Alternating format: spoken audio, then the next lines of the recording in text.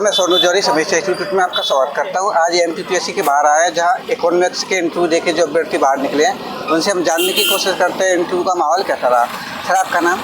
Sir, मेरा नाम उमर जी साहू है। कहाँ से हो सर आप? सर, मैं प्रॉपर बिहार के दरभंगा जिला से बिलोंग करता हूँ। बिहार के दरभंगा से? दरभंगा जिला से। अच्छा सर, किन के बोर्ड में था यहाँ पर?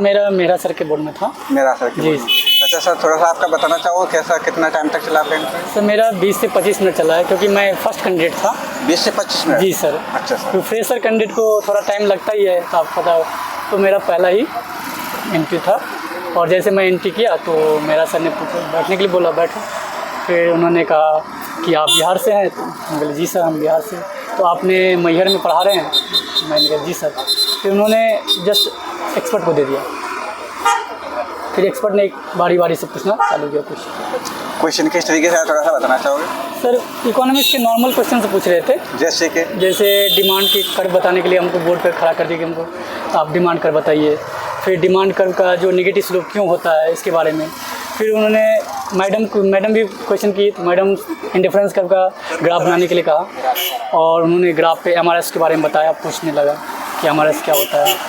फिर मैडम अभी वर्तमान में जो टैरिफ चल रहा था, टैरिफ के बारे में क्या प्रभाव पड़ेगा इंडिया पे, उसके बारे में भी उन्होंने पूछा। और कोई क्वेश्चन सर?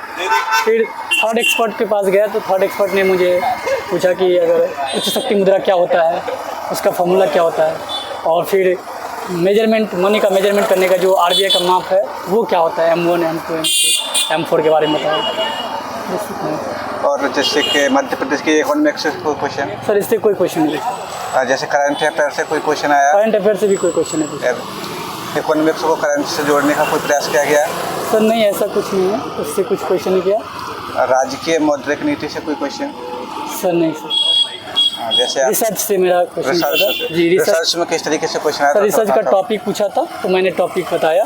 फिर उन्होंने कहा रिसर्च का जो स्टेप होता है, रिसर्च के स्टेप बताइए, तो मैंने इसका 7वां स्टेप का बताया। तो बस इतना। और कोई क्वेश्चन जो आपको याद आ रहा हो? सर, ऐसा भी तो फिलहाल नहीं आ रहा।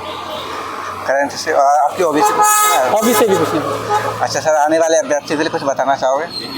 सर, मैं यही सजेस्ट करूंगा कि जो सिंपल सी क्वेश्चन पूछता है और उन्हें आपको अच्छे से पढ़ के जाइए, उसमें कोई गलती मिस्टेक मत करिए, क्योंकि बहुत सिंपल बेसिक क्वेश्चन पूछता है। धन्यवाद सर। आप थैंक यू सर, हमारे साथ जुड़ने के लिए। हमारी तरफ से आपको बेस्ट ऑफ लक। बहुत बहुत धन्यवाद। Thank you.